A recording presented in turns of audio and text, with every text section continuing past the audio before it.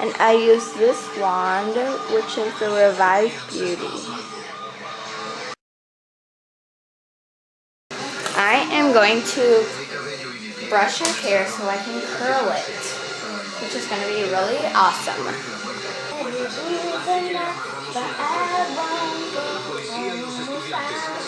Okay, so I'm just going to about to start curling it.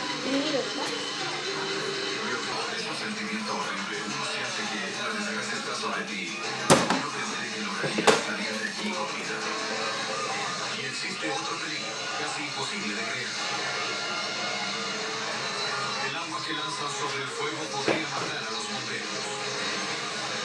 El agua les estaba quitando el aire y estaban literalmente ahogándose.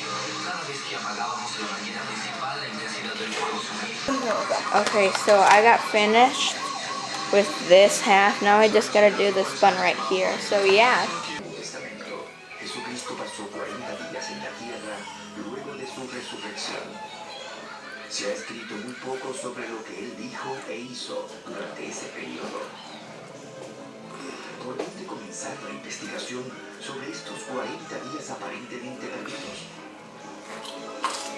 La ciencia ha precisado las condiciones para que un acontecimiento, hay una reliquia que encarna ese acontecimiento. El sudario de Turín. De ser auténtico, debemos descifrar lo que quedó grabado en él. ¿Esto es de miedo, mami? Muchos cristianos creen que lo que aparece en Claro que Diosito vivió. el cuerpo de Jesús al momento de su Cuando Diosito vivió. de ser cierto. ¿Ese es Diosito? Punto de partida excepcional Según para ellos, sí. expresar las seis I really like it, and it's really pretty.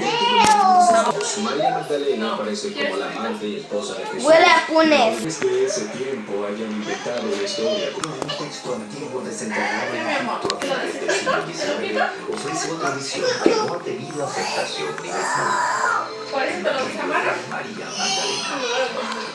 A Jesús y como alguien que tenía un conocimiento al que nadie más podía acceder.